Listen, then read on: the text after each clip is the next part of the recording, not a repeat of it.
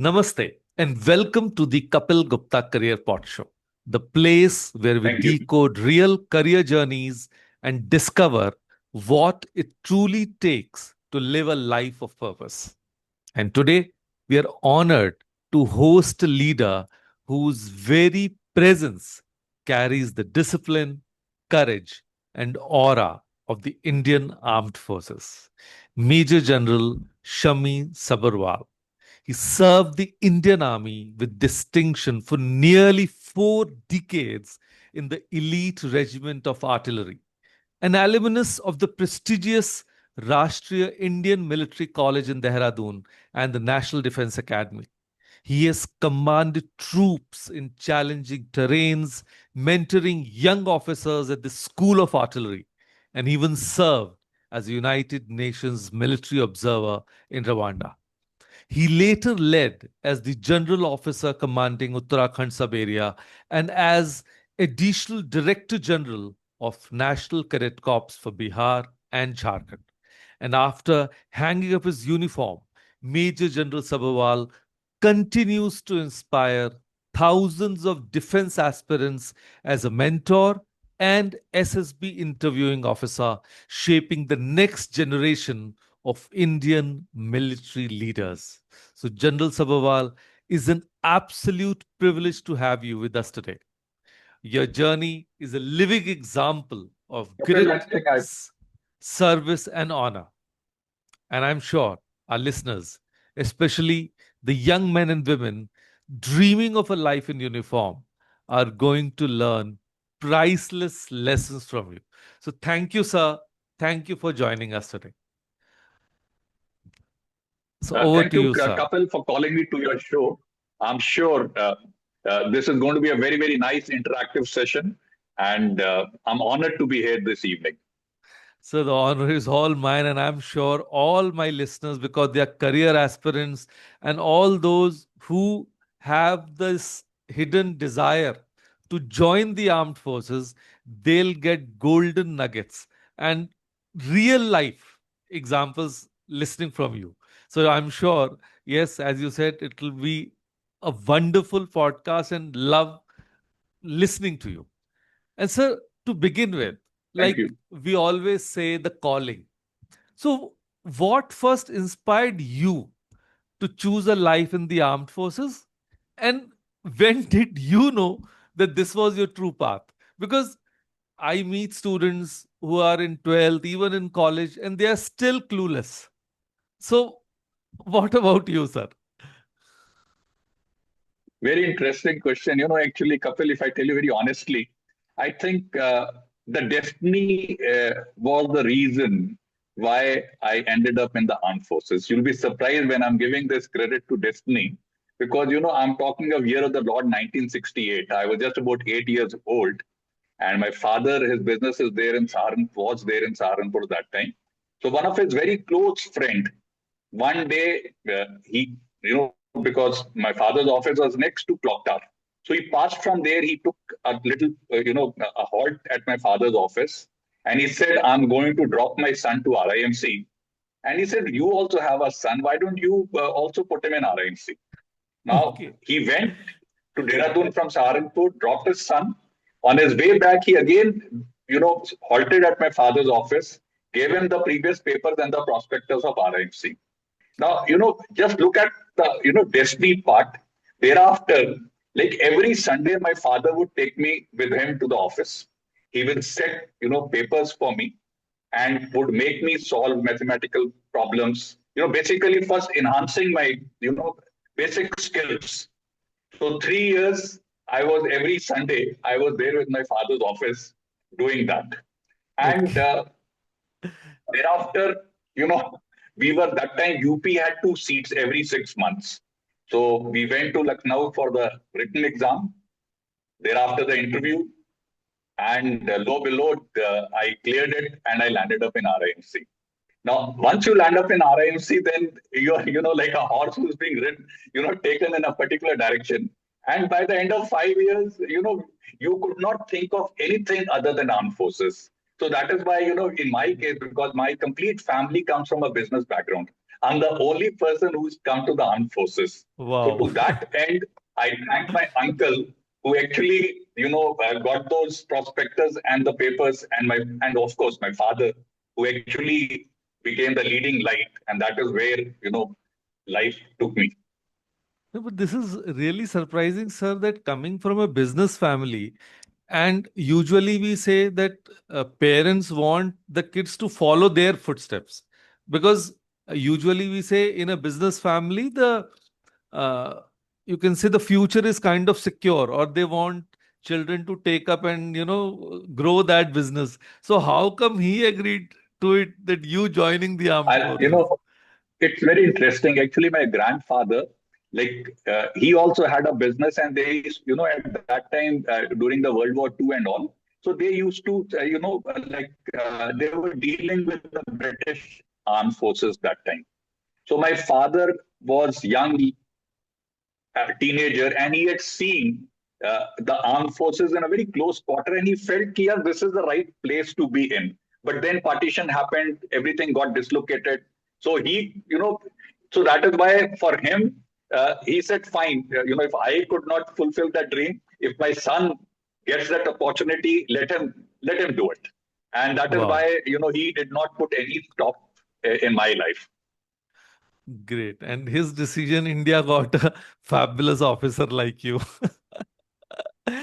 No, in fact, I would Wonderful. say that, when I look back, when I actually honestly look back, I feel that I guess I don't think I would have done that much justice in the business environment the way I could do it in the armed forces, which, you can only say it in retrospect. Right, right, right, right.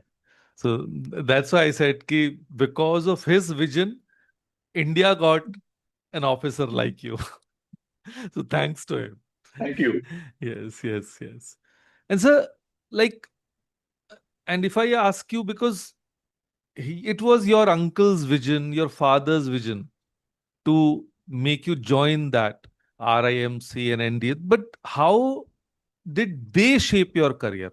What changes or what difference it made to your life? And if I may ask you, what was the toughest lesson you learned as a cadet there? Actually, let's be very honest. I was just about 11 and a half years of age, not even 11 and a half complete, when I ended up in the portals of RIMC. Now that's a very, very tender age. And when you look that at that age, a child, whether it's a boy or a girl, is living in a very, very protected environment. Right, And there is no responsibility which is, put on his shoulder, especially if you come from a little respectable background, because things come to you naturally. Now, the first thing over here was you have to do up everything yourself, your clothes, your everything. So the first thing which comes is start becoming independent. That was the first baby step. right, I will not talk of discipline because discipline is synonymous with the armed forces. If somebody says discipline and armed forces are different, they are not. They're two sides of the same coin. But there are other things which are equally important. So first is being independent, because unless I become independent, I can't lead others. Then, moment you put in 6 months in the school, now the next new batch which comes, so you have somebody under you whom you are supposed to now guide and lead. So that's the next step is you become the cadet guardian, as we call it. So everything that he does, you are responsible for it. So next is sense of responsibility. Because sense of responsibility being ingrained to you when you're just about 11, 12 is remarkable. Then right, the third right, the thing which comes is that you see, whether it was in your era or my era, normally sports and other activities are generally given a backstage. We are more focused, yeah, study hard, get good marks. But here in RIMC, it was a balanced approach. You have to be good physically, you have to play games, and also do well in academics. So now, the one word which I have for it, it's called a well-rounded personality. That you have a personality which is very balanced and rounded. It is not either sports or either academics. It is a mix of right, both, and that is what healthy mix of both is what ultimately counts. You know, uh, Like I would like to give you example here because I do a lot of interviews of children, and when they come, so I ask them questions, especially when they're going for SSB. What physical activity are you doing for for your SSB? If I tell you some of the answers I get, sir, I run 1 kilometer, I run 2 kilometers. You know what I tell Okay. them then? I tell them, I said, see, from my squadron to our academic block, which we call it the Sudan block in NDA, I said that if the day your cycle is not working, or the sergeant is little benevolent on you, the cycle is on top of your head, you have to run more than 1 kilometer to reach over there. So what you are doing in a day, we were doing it in a jiffy like this. So if you think by telling the interim officer that you ran 1 or 2 kilometers, he's going to be impressed. No, you have to increase it.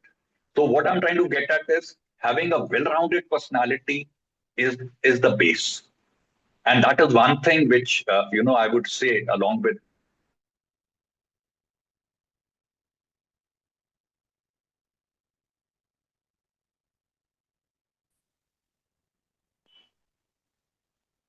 so that is how I will put it.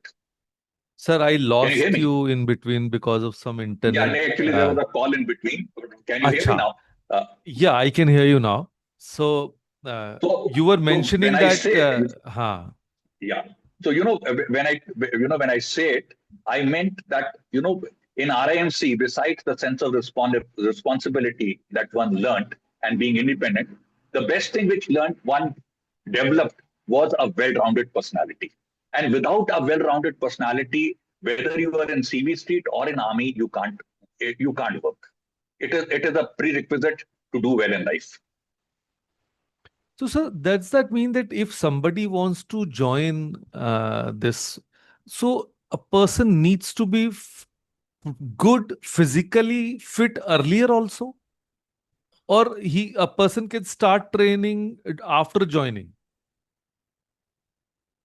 See, very pertinent question. Actually, I would say that physical fitness should start from the day one, the day you are born. Right. Logically, that is how it should be. But Hmm. then, everybody is not that fortunate. You may not get that many opportunities, you know. But the fact is that if you have some base level of physical fitness, rest NDA, don't worry, NDA will ensure in those 3 years, they will make you fit. But Yes. then, it is trying to cope up. It becomes that much harder. So if you have Right. started earlier, it helps. It Because helps. ultimately, please understand that you are doing something at the age of 17, which I started doing at the age of 11. I definitely have an edge over you. So by the time you try to catch up with me, a lot of time would be gone. Right, right. So true. Yes, yes. Fully agree, sir. So I'm sure the listeners will understand what is the Yes, importance of starting early if they really want to make a absolutely. mark in this. And sir, Absolutely. can you describe a typical day of a young officer in the artillery?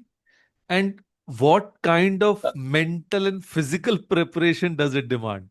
Because I'm sure artillery is something at an altogether different level. See, actually, artillery, like any unit, why artillery, even infantry, we there is one basic regime we follow. The basic regime is whether you are in infantry or artillery, you will start with PT in the morning, which may start at 5:45, 6, 6:15, depending on the season. So in winters it will be at 6:15, and in summers it will be at 5:45. So PT, you come back. You After the PT, you spend some time with the troops, come back, have breakfast, and come back to office. Now, you see, there are two regimes. One is your peacetime routine training, which you do, and thereafter that is individual training. So we have like various upgrading cadres, competitions for let's say sports, and so those activities go on during the daytime, amongst other things. Then, because firstly you must know a skill individually, then it becomes collective training. So in collective training, like in artillery, we call it as practice camp. So in practice camp, because see, we have guns, and guns don't lie. Whatever, because it's the fall of shot which is visible to everybody. You can't say कि नहीं मैंने तो गोला सही मारा था. It is visible on the target. So you Right. can't make a mistake. There is no scope for error. So all this part of the training is first done individually. You learn the skills, you hone the skills. Then for about 6 weeks, you go to the ranges. You practice over there, and then you carry out. There is something called execution of a fire plan, where let's say infantry has to capture objective, and you have to do firing on that objective so that the infantry can then walk through, or rather charge through and capture the objective. So now the targets are there, the firing comes. So there is somebody like a young captain, he is the observation post officer. He is the one who's supposed to guide the fire. So unless he knows the nuances of how to bring the fire, how to call the fire, and then if the round has fallen left, right, or short, then how to get it back onto the target. Now, these are the nuances which you learn during the peacetime, and then you practice it during the practice camp, which is collective training. So this is one part. Then the second part is that, which we call it as op alerts, which is called operational alert. So that is separate from this practice camp. In that, firing does not take place. This is exercising the commanders. Basically, like let's say a formation has gone on op alert. So basically, it's to rehearse the operation rules. So if you are in defensive, you go and clean up your defenses, take up your positions, decide that if the enemy comes from here, this is how we will do it. Now, that is another 1 month. So basically, if you look at it, any soldier, even if he is in the peace area, for about 2.5 to 3 months in a year, he's out from the barracks to the Okay. field where he's supposed to practice for the for the operations. That is how, in a very, very nutshell, because I don't want to make it complicated, otherwise the viewers will not Right. understand it and they will not find it very interesting.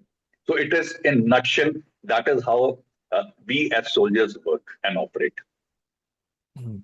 But sir, many a times, like we see in TV serials or movies that cadets getting up early, like okay, 5:30. I won't say it's too early, but it's very legitimate. But doing exercises till late at night, so they don't get proper sleep time.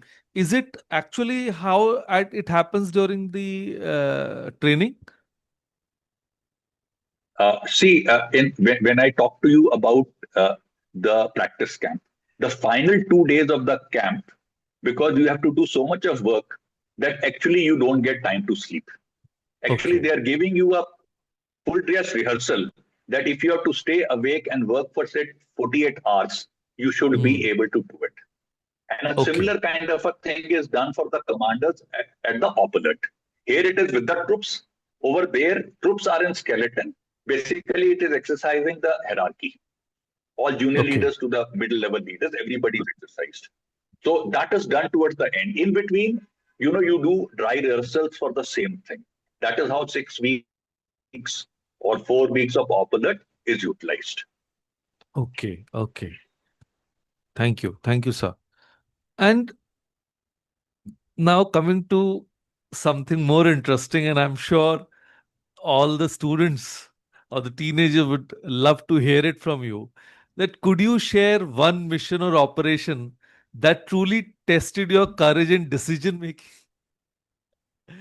Was that I will tell you something about, as a major, we were deployed in J&K, and now that is a time, like as a major, elections were on. We had to kind of, we were told that while, 4Gs never interfere in the election process, but all these, if you see people, who are there in remote areas, the shepherds who take their bakarwals, as we call them, they are up in the hill ranges. Now, one challenge was to ensure that these people come down and participate in the election process without influencing them. Right, Second was the challenge was that there were militants who could have hijacked the process. right. So now, like if I tell you that my unit headquarters was where the road had finished, there was no road after that. Okay. And my, like headquarter was, for that time I was very, very young and agile. It took me about 1 hour of walking on that mountainous track to reach my location. And from there, I Okay. had another two outposts. One was about 40 minutes away, one was about 1.5 hours away. And I was expected to go at least once to these two places in a week. Okay. And in addition to that, do other patrolling. So you can imagine that what kind of gruesome routine one was following. And Right. to Right. ensure sanctity of your area. Along with that, you had to also convince these people that, you please go and do the voting. Uh, so now, you have your own challenges. So what Right. I did now, which is actually, some people may challenge the, validity of it. That's a different part. So I said, because I know these people are there in remote areas, they normally need kerosene and all for burning and all. So I said, those of you who will go, so when you passed, because they had to pass through my checkpost, I said, you engross yourself here that you are going down. Election ke baad, when you come back, you will get a bottle of kerosene oil. Now that was the inducement I Like gave them. in. I said, hey, do whosoever you vote is not my concern. My Hmm. concern is the voting percentage should be high. Yes. So that was one, like challenge, which was, now you have to think out of box, and we did it, and we had a good percentage that time. Right. The Right. second challenge, which was there, of course, which had external factors involved. I was posted in Srinagar that time. That was 2005-06. And, Srinagar is located on the banks of Jhelum River. Right. And I was responsible for disaster management. Oh. Now, dredging of this Dal Lake and the Jhelum River had not been done for quite some time. Now, every Okay. time during the Civil Military Liaison Conference, we had been telling them that you have to do the dredging. But then, you can't force them. Ultimately, we can only advise. Right. Now, moment, the rains would start. And even if it was a very mild drizzle for about, say, 24 hours, now the water level in the Jhelum will cross the danger mark. Oh. Okay? Now, once it crosses the danger mark, now see the challenge which comes. Now the thing is, beyond a certain point, if the water crosses a danger mark, the options are two. Either you have Srinagar flooded, or you break the bank somewhere upstream so that the water from there goes into some other villages and those areas get flooded. It's a choice between the devil and the deep sea. Right. Now, as a as a since I was responsible for disaster management, so we had the engineer companies, and we knew which are the places where you are supposed to do the blasting so that the water you know pressure on the river is reduced and Srinagar Valley is saved. Now this decision to break has to be given by the civil administration. I can't take it. I can't take it. It was not I now can Right. you beat it? Like, the water level is going up and you're continuously talking with your counterpart in the civil at midnight, and they are saying, sir, wo cabinet meeting is on. They will decide. Now, the thing is, those were those sleepless nights, not only for me, but for my family, because you are on tenterhooks. And there was Right. another thing which was there was that the villagers over a period of time knew these are the places where the breach will take place. So the villagers also had their own monitoring team who were standing there to ensure that the army does not do the breaching there. Now that is another Okay. complexity. Right. Right. You want to do a breach, and I know it that you're going to do it here, and my house is going to get flooded. So we will. Right. They are guarding because they want their village to be safe. Right. Right. So, those 2, 3, 4 days till such, and fortunately, at least in my tenure, both the monsoons, the water level will go up much beyond the danger level.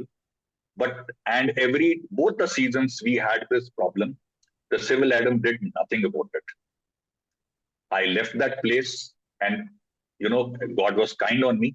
But if you recall, after a couple of years, because since the civil Adam did nothing, then those massive floods, when they came, they flooded Srinagar. Hmm. Now the thing is that if you take a lesson, you learn something out of it. But Right. for me, those moments, those days were very, very, tough and challenging, not only for me, but my family who was there, who knew that this man is awake, because anytime any order can come and anything can happen. So very, Right. very tough time. But Agree. then, Agree, sir. when you see the complexities of the whole thing, then you realize the challenges is not restricted to just breaching. There are so many other imponderables which are there attached with that. Right. Right. Right. That is how it Um, was. no, fully agree, sir. Fully agree.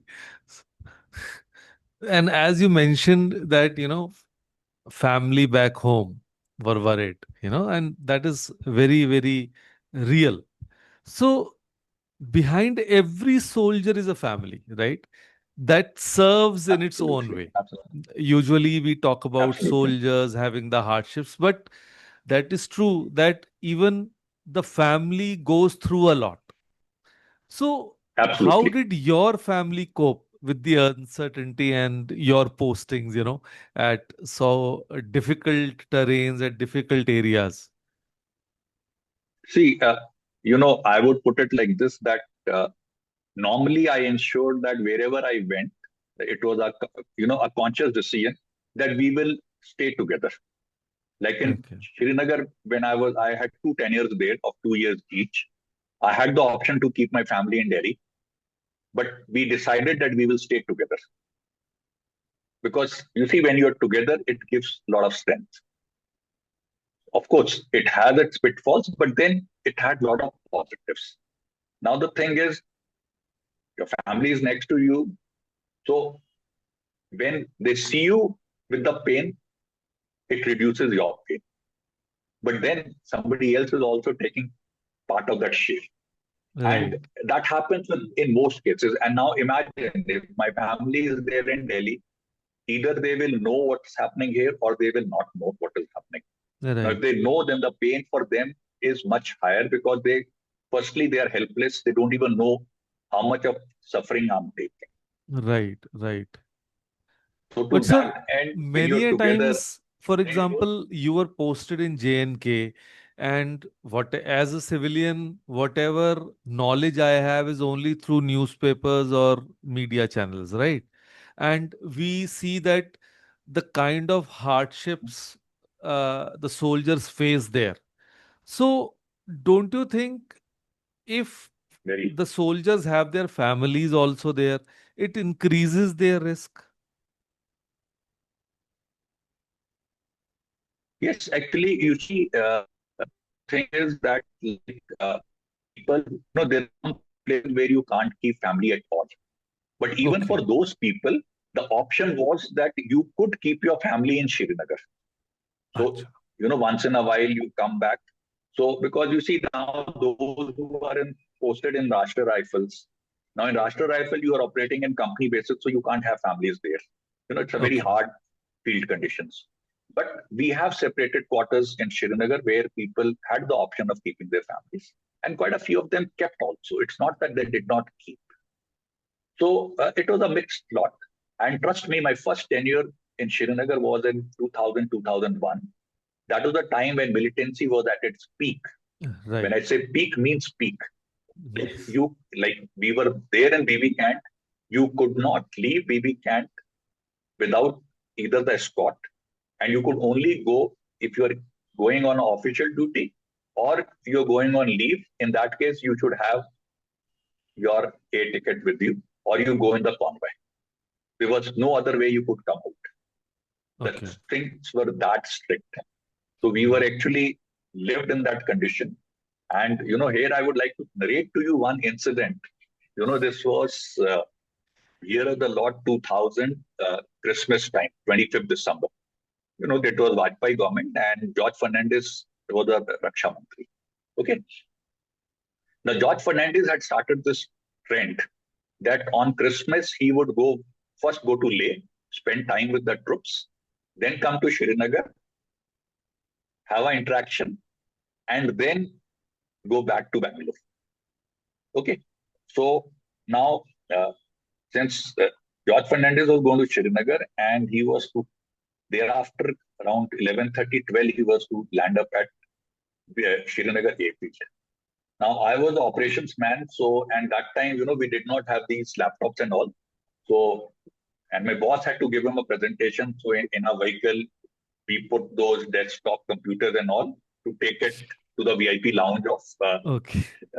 Srinagar Airport. Okay, and I think I must have crossed the BB Cant gate around 9 o'clock.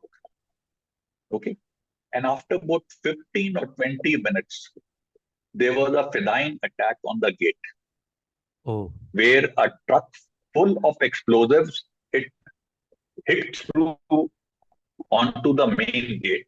A lot of people, and if I say that if I was 15 minutes late, you wouldn't have been interacting with me. okay. In crossing that gate, if I was 15 minutes late, you would have been interacting with me. And moment it came up, my father, like he saw on the news, he called up, "Where are you?" I said, "I'm okay," because by then I had not seen the news. So that this thing has happened in our absence. So, those are the complexities which were there at that time. Right. But I guess life goes on. Now things are Right. much, much, much better, 100 times better Much. than what it was 25 years back. Yes, yes, yes. Yeah. This is really adventurous, I would say. No, I don't have the right words actually to express what I'm feeling by listening to this. I would say it's destiny. Yeah. Destiny is Yes, one sir. word which comes to my mind. So, Yes, yes. But sir, going back to I would say the earlier days, as people say that being discipline and being a soldier is like synonymous, right? We absolutely. always say that there is a unique aura of discipline and confidence around a soldier. So, but how a soldier is able to build this aura? Because as I understand that if such discipline we are able to build in our daily lives, I'm sure everyone's life will be different. But we associate discipline, confidence only with the soldiers, not with the other people. So, what Actually, guidance can you give so that we can build in our daily lives as well? see, actually, what happens is that they say that if like charity begins at home. If you see discipline in your house, you see discipline in the school, it automatically starts getting ingrained in your system that yes, this is the way of life.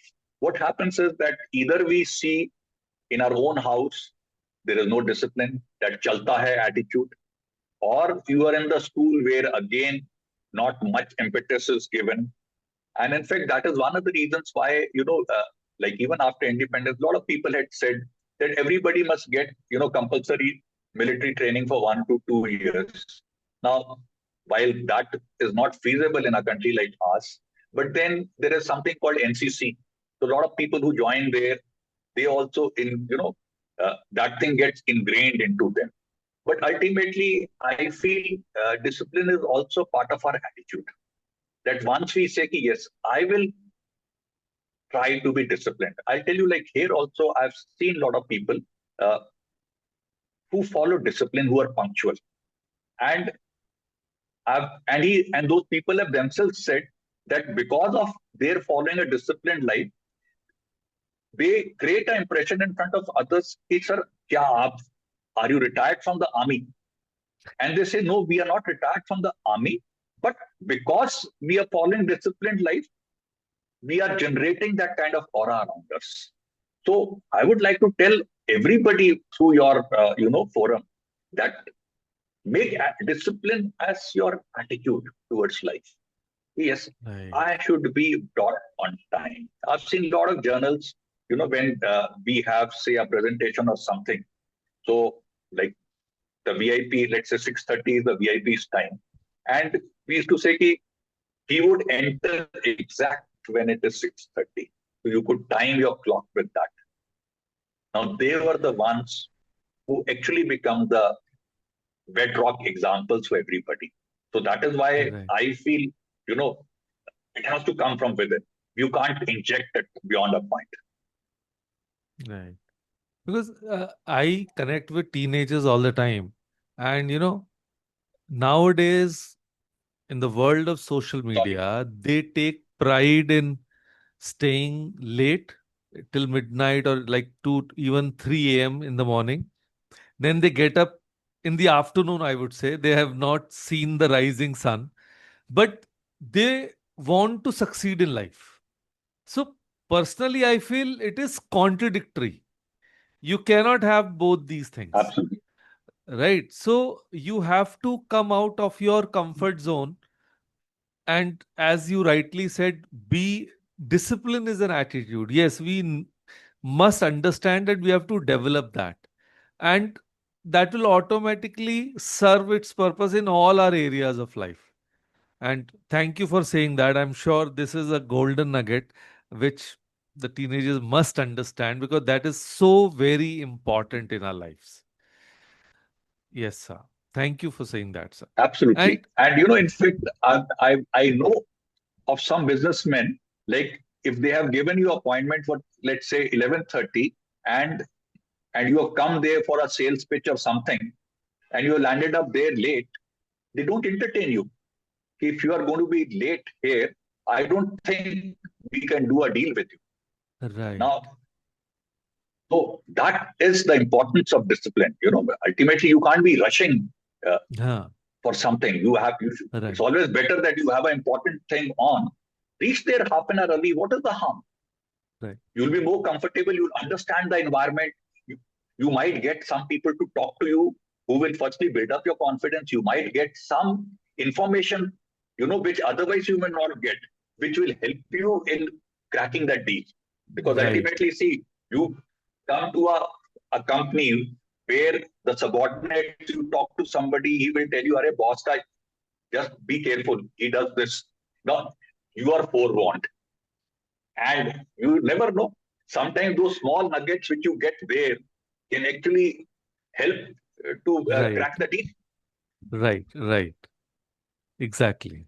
And when we are on time, we are able to stay calm and we are able to, Absolutely. talk sense also. I would say that. Yes, sir. And sir, we read in the newspapers that Indian armed forces take part in the global missions as well. Even you serving as a United Nations military observer in Rwanda, it's actually rare. So, what global lessons did you bring back from that role? And one curiosity that I have is why do we send our troops? Is it really necessary? Should we be doing it? What is your take? Because I want to understand that. You see, I went on a UN mission in 1995. I was a major. Okay. Okay. And in 1994, I had finished my defense, I had completed my defense services staff college course, which is a competitive course. And unless you have done that course, at least because in our time, because prior to that, we were only sending, say, an ambulance, say, some medicos, but we never sent regular troops uh, on a UN mission. Okay. It's like I went in 95, it's the gates only opened somewhere in 92, 93 onwards. Prior to that, we were just sending a very notional kind of a thing. Now, there are a lot of advantages which accrue firstly to the nation and secondly to the individual who goes. Okay. See, what now I will first talk about the national level because ultimately, see, the nation first. Mera, my personal thing comes later. The nation first. Now, we as a nation, as a nation are looking for a seat in United Nations Security Council as a permanent member. Right. So don't you think, my first thing is, don't you think our presence should be felt in all fields of life in the UN? Right. And Agree. this is one place where you can have your presence felt. Right. Okay. Secondly, you see, United Nations does not have a standing army. Okay. So any country which sends the armed forces, the UN pays for it. So let's say if an infantry battalion has gone to a place A, then the complete equipment and accoutrement for that the duration that that force is there is paid for by the United Nations. That's the first Okay. thing. Okay. Secondly, you are buying new equipment from your own country and you're taking it there. And after 1-2 years, when you're getting it back, then you see, if you know a little bit about depreciation, which is done. So if you bought, say, a vehicle for 1 CR, after first year, 30-35% depreciation, the cost is only 60 odd lakhs. After Right. 2 to 3 years, its value comes down to just 25-30 lakhs. So you Right. have only used that equipment for 2-3 years. You come back and pay just a chicken feed amount to get back that equipment with you, which can be used for another 10 years. Right. Right. So that's the second benefit. Okay. Thirdly, you see, when, like, I will give you the example of Rwanda where we went. Okay. So when we went in 95, there was one mission which had, like, our predecessors, we relieved them and we landed up there. So, like, we went as military observers. There was also a contingent of ours, Indian battalion, which was there. Okay. So they were authorized to carry the weapons. We were military observers, not authorized to carry weapons. Okay. Okay. So we were dropped into various sectors. So I'll talk first about the observers where our role was there, and then I'll talk about the infantry battalion which was there at Kigali in Rwanda, Okay. the capital of Okay. Rwanda. Okay. Right. Now there were officers from 23 nationalities, including Pakistan, USA, Canada, and all. Okay. And if I tell you that, like, we Indians officers were so good that most of the important appointments which were there in those sectors ended up in our lab. We were the ones who were controlling the whole thing. Okay. So we were cut above others, and people could see it that they are better than others. Okay, like our mission became humanitarian mission after that. By the time I joined, after some time, so I was actually operating with people like UNHCR, ICRC, Human Rights Concern, all these organizations about which at that time I only read it in the general knowledge book. I never knew them or interacted with them on ground. Now I was seeing them face to face and I was operating with them. Imagine how much my horizon would have widened in that 1 year that I was there, working with these people, how they operate. And you could also impress them as to how we are cut above the others. Okay. Now I will talk about the Indian battalion because that is very important, based at Kigali. So they were also responsible for our security to a large extent. So we had gone to Kigali. I don't recall why, but then on our way back, one of the human rights activists was placed, we stopped over. Now, this lady, moment she saw, are you Indian? He says, your end back is the best. I was, surprised as to why is she so gaga about Indian Armed Forces. So then I said, what happened? He said, couple of days back, there was some, mischievous elements. They were trying to, intrude into her house, and she got very scared. So she called up, firstly, the local police, no response. And then on the radio, she called up the INDBAT, Indian Battalion, that we call that INDBAT. over there. Okay. He said, I Okay. on the Motorola, I said in back for the help. And I said, by the time I kept my phone down, the patrol of Indian battalion was already there at my gate. He Wow. says, you people, how you do it? Mhm. Now, see, now these people have come from various countries. We, if you look at it, a lot of human rights organizations and all, they keep criticizing India for our human rights records, this, that. But because they have only been fed negative news about us. Right. Now, here, some of those activists who have actually seen what we are doing, they carry that impression for life. They carry that impression for life, and they tell 100 more people, in fact, nothing like it. Indian troops, they are the best. Now, fast forward December 95, the mission was getting downsized. Okay. So when from 6,000, if the mission comes down to 3,000, what should happen? Everybody should get downsized. All nationalities should get downsized. All other countries' strength comes down. Indian strength goes up. Okay. How do you like that? Okay. Now that speaks volumes about the Indian Army, and I don't think I can give you a better example than that as to what better professionalism we would have actually exhibited over there. That our troops go up, our military observers don't come down, whereas all others see a reduction in strength. Wow. Now that is Wow. what is Indian Army. Sir, what you just narrated, there's a question that actually created curiosity for many years in my mind. See, when I read the news about the armed forces of other countries, there is certain level of brutality that is visible.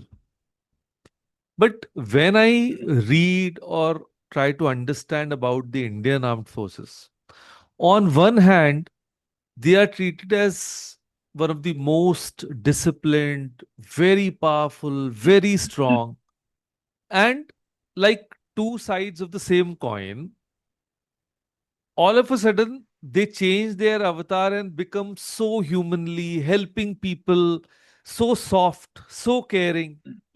So, how are you able to maintain that two different aspects? I'm sure that's so. Otherwise, we say a person carrying a weapon needs to be cruel, needs to be brutal. But Indian army is not that way. On one hand, you're so soft, so caring, and on the other hand, you are protecting the borders so bravely. And how do you do that? If I just use one sentence, that what we are told is, uh, you know, uh, iron fist in a velvet glove. You have Yes, to be very, very soft, and it is ingrained into us that with people who are civilians, people who are women, people who are children, you have to be extra soft with them. And when required, take out the iron fist and give a knockout punch. And that is what yes, our troops have learned from day one. That is what is ingrained into them. And trust me, at least I can say one thing with conviction, that the kind of record which our troops have observed in terms of ensuring that there are no human rights violations. An odd aberration here and there, I will not take, but we have the best track record. No other armed force in the world can match us anyway. They just can't match us. I've seen all nationalities, and in that diaspora over there, I can tell you that people used to look at us with awe. We are, they are much, much better than us. And that is how possibly, I would salute the RIMC, the NDA, the IMA, who actually made us that way. yes, sir. So it's getting interesting. Thank you, sir. Thank you. And now getting academic now, because obviously this podcast is for aspirants. So many listeners dream of cracking NDA, CDS, or SSB, but then there is a fear of difficulty. And in fact, in India, when we talk of competition, it is just about everywhere. But then, what is that one mindset shift they must make today if they really want to be a part of it? What is your guidance on that? See, if somebody is looking at say NDA or looking at CDS, uh, so the first thing he has to do is that he has to be consistent. If you're not consistent, it won't help you. And in consistency, as I started all-round personality, please ensure your physical fitness. You see, for an NDA aspirant, he still has the luxury that 3 years he will get in NDA to make up for it. But for a CDS candidate, he's already done his graduation. Yes. The time is already running out. So if he is not physically fit, he will find himself at a disadvantage at SSB. So he has to ensure that his physical fitness is of the high order. Secondly, again, I come back to the word attitude, because see, in SSB, you have a lot of tests to check, are you having a negative approach or the positive approach? Now, if you start having a positive mindset from day one, it will help you. Because ultimately, see, if I'm looking at glass half empty, I will look at everything which comes in my life as half empty. But if I'm Right. looking at glass half full, my approach has become that way, because please understand, I have always told people that we are not American Army. We are Indian Army. We have to manage in limited resources. We are not a country who can fritter away resources. So we have to learn to do things in limited resources. So you can't keep crying, here, you have given me only half a glass. How do you think I will manage, or how will I fight a battle? Now that mindset has to be very, very important, because otherwise you will not be able to crack the SSB. You may be able to crack the written exam, but SSB, unless you have the right mindset, it won't help. Hmm. Right. Secondly, communication skills. See, ultimately, please understand, you may have wealth of knowledge in your mind, but if you can't communicate with me properly, Right. what is the use of that knowledge? Exactly. Agreed? And the third thing which is linked to this is that, a lot of people don't look at this aspect seriously. See, man is a social animal. Now, social aspect is also very important. People think that I'm in my own cocoon, I can work. It doesn't happen. Trust me, it doesn't happen. It can't work that way. You have to be uh, socially also adaptable.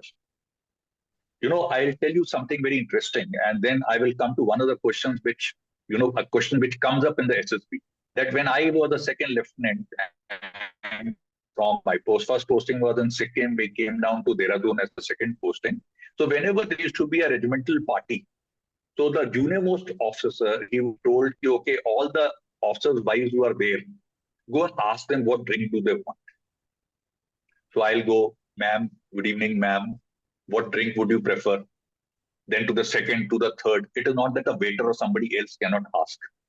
If I take it negatively, then I will say I'm not a waiter. But actually, there is a essence and a meaning behind it.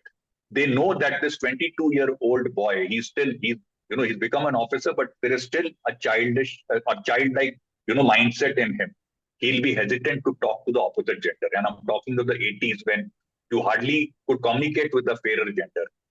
This is the only way he'll be able to break the ice. Because when he'll go there once, twice, he will talk. He will develop that confidence to talk to the opposite gender. There is so much of ethos behind it.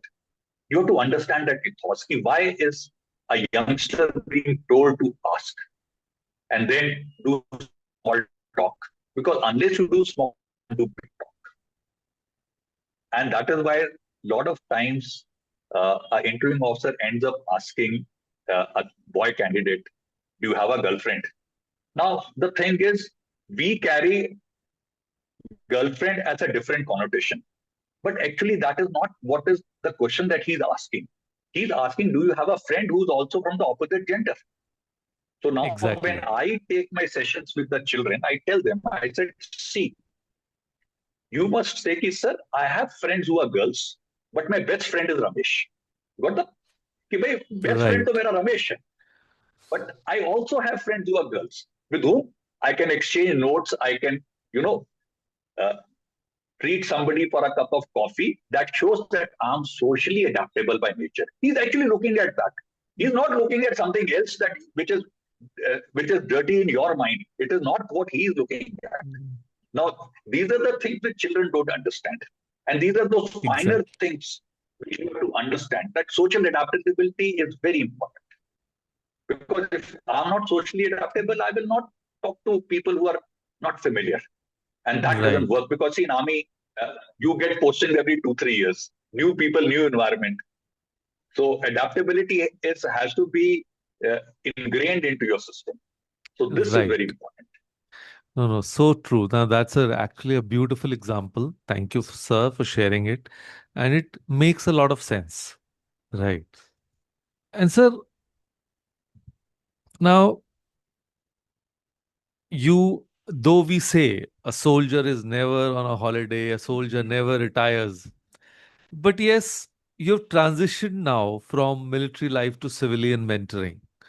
So, what challenges did you face? And if I may ask you, how did you reinvent yourself? Because as civilians, I do understand we are not so disciplined. So, how are you able to cope up with that? Very interesting. In fact, I will tell you something over here that all the children who interact with me, uh, they feel that sir, it doesn't give us an impression that we are talking to such a senior retired officer. Yes, you So, you made and me so comfortable, sir. I fully agree with that. so the reason for that is that, like, again, I will again attribute it to destiny. You must listen to this story, which is very interesting. I was a GOC Saveria in Dehradun, which is a very, very hot appointment. And from here, in 2016, I got my posting to Patna. Okay. Mark the word Patna. I was head of NCC Bihar and Jharkhand. But word Patna and Bihar does not evoke a very positive emotion in anybody's mind. Okay. And Nitish had just become the chief minister again, and he had applied prohibition this time, 2016, somewhere in April, May, he had said prohibition in the state. Now, see, I'm not alcoholic by nature. I don't mind taking an odd drink in a social environment. But Right, I also am averse to the idea of somebody putting a gun on my head and saying, you will not do this. Okay. So I said, yeah, last posting, why have I got a posting like this? So, those 10, 12 days before I landed up in Patna, I was brooding. Then I had six group headquarters under me, four in Bihar and two in Jharkhand. So in next 15 days, I had to visit all my group headquarters where the brigadiers are the heads. I came back. By then, now about 3 weeks had gone. Now I said, Sabi, you have about give or take 22 months. You अब तुमने इसको रो के गुजारना है या हंस के गुजारना है choice is with me it is not with somebody else. So right, I said, what should I do to make myself happy? So next day I called my Colonel GS. I said, see, pass an instruction to all the group headquarters that from next week onwards I will start visiting the battalions. That means each district. Okay. And I said, when I go there, I'm not going to go that I come in the morning and go back in the evening. I will come one day and I'll go back the next day. Minimum 2 days I'll be spending.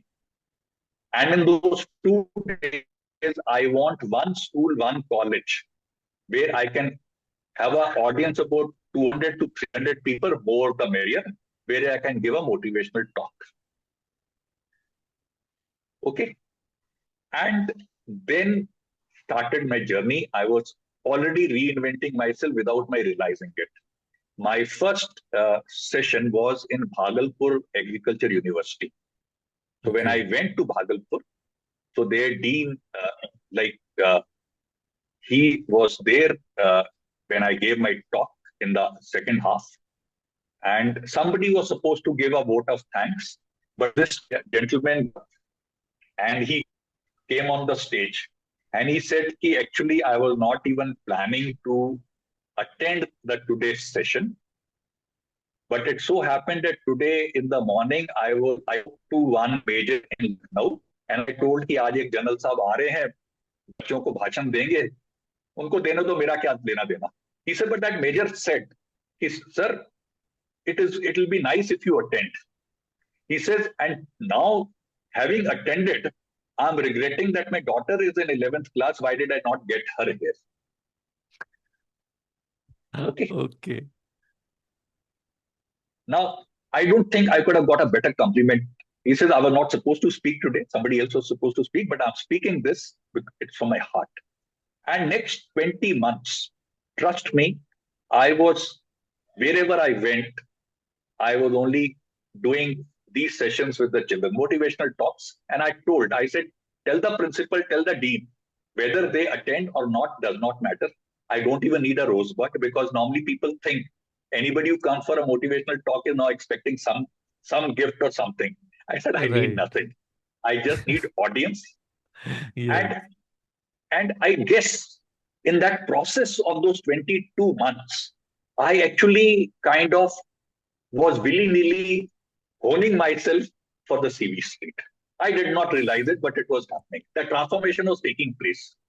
So that is why, when I retired and I came back in Dehradun, two things happened. One was that, what I did not tell you, when I was at UC sub area here, you see what happens is Dehradun is full of schools and colleges, and a lot of premium schools and colleges, and they look forward to some senior army officer coming for their annual day functions. Okay. Trust me, in those 24, 25 months that I was in Dehradun, any school, whether it was small or it was big like Doon School or Wellams, whosoever called me for any of their functions, I never said. So net result was, when I came back to Dehradun, I was already a known figure. I did not need an introduction, and I did not have a stiff upper lip. That was the best part. So net, I ended up being on the board of one school, board of directors. Then another school took me on their board. And then, because I was also being called by some of these news channels for their thing. So I got noticed at a lot of places. Then, about 2.5 years back, the Centurion Defense Academy from Lucknow, they were setting up shop here. So I had gone for one of these podcasts, Amar Ujala had conducted, where they were also one of the co-sponsors. So when they saw me on the podium speaking and all, they said, "Aapne to hame join karna hai." I said, I already have my hands full. They said, sir, even if you give 1 hour in a week, whatever time you can give, but come. And trust me, I think, though I was initially reluctant, but joining them got a different direction, because now, you see, they are training people who are getting into armed forces. Whereas the other schools, that is not their motto. And last 2.5 years being with them, interacting with children, molding them, guiding them how to prepare for SSB, how to, the do's and the don'ts, was a very, very satisfying, thing for me. And I actually enjoy, because, I'll tell you, about 1.5 months back, one day when I got up, I was not, like you can't be always charged up. So one particular day when I got up, I said, yeah, energy levels are a little low. So I said, should I go today for the session or not? Then I said, nahi yaar, bacche wait kar rahe honge, acha nahi lagta. I went there. I had a 1.5 hours of session. And after 1.5 hours of session, I found the batteries are fully charged. So what do you learn from here? More you interact with the younger generation, more you give, Yes. the Right. better it is for your own health. That is how I will put it. Uh, exactly, sir. I fully agree with that. But and yes, you are looking so charged up even today, and I can understand and feel your energy. Right, right. So now you know from where I get my energy. Yes, sir. Yes, sir. So that is where I get my energy from. Right, right. And sir, I'm taking too much of your time, but if at the end, if you could give one life-changing piece of advice to every young Indian wondering whether to join the forces, what would it be? See, firstly, I will talk in general. Irrespective of whether you join armed forces or not, Sure, first and sir. foremost, be a good human being. एक अच्छा इंसान Yes. बनो पहले. बिल्कुल sir. Very important to be a good human being. Thereafter, try and pick up some leadership role. Wherever you are, don't wait for somebody to tell you to do something. Take the initiative and take that role of leadership. Leaders are not required only in the armed forces. In any and every walk of life, you need leaders. And the way our country is today progressing, we need leaders by the dozens. Right. So learn to pick up those baby steps now so that by the time you grow up, leadership comes naturally too. Yes. Thereafter, now you decide you want to join armed forces. Fine. Now focus there, become more social, have a positive approach towards life.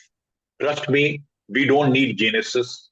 We just need people with high average intelligence, with a little emotional quotient. दिल होना बहुत जरूरी है, emotions होने बहुत जरूरी है, because you are बिल्कुल actually sir. dealing with human beings.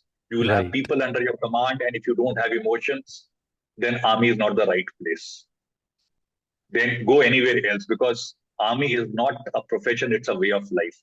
You're 24 by 7 involved. If I tell you, like last night, there were a lot of there was a cloud burst and all. So in the morning, Yes. uh, you know uh, there was a lot of damage all around. If I tell you that my old soldiers, about half a dozen of them, called me up today morning, uh, कि साहब जी तुसी ठीक हो, I don't think I can ask for anything more than that. Right. I have retired more than 7 years back, and those soldiers were with me 20 years back. And if today they are trying to know about my well-being, I think I can't ask God anything more than Right. Rightly said, sir. Fully agree. Fully agree. Right. And sir, thank you. Thank you from the bottom of my heart for sharing such priceless wisdom with us today. Your stories have shown us that life in the armed forces is not just about wearing a uniform, it's about discipline, sacrifice, leadership, and unshakable commitment to serve. So, to every listener who dreams of a career in the defense forces, remember the army doesn't just train you to fight battles, it trains you to win in life with integrity, that. Absolutely. clarity, and purpose. So, whether you choose to wear the olive green or follow a different path, let this conversation remind you that the true success comes from service, self belief, and the willingness to give your best every single day. So, to you, sir, So it true. has been an honor to learn from your journey. And to our listeners, thank you for tuning into the Kapil Gupta Career Pod Show. And if today's episode Kapil, inspired you, yes, sir. Yes, I sir. should thank you for giving me an opportunity to connect to your viewers. Thank you so much, Thank you. and Thank you, pleasure sir. interacting with you. And looking forward to meeting you someday in person. Definitely, sir. I would love Okay. to and feel honored to meeting you, sir. Thank you, sir. Thank you. Chalo. Uh, Okay. and to, Bye bye. yeah, Take care. Bye bye, bye. sir. Take care. Thank you, sir. Thank you. And to our listeners, thank you tuning to the Kapil Gupta Career Pod Show. And if today's episode inspired you, share it with a young dreamer who needs a spark of courage. So until next time, stay curious, stay committed, and keep building a life of meaning. Thank you.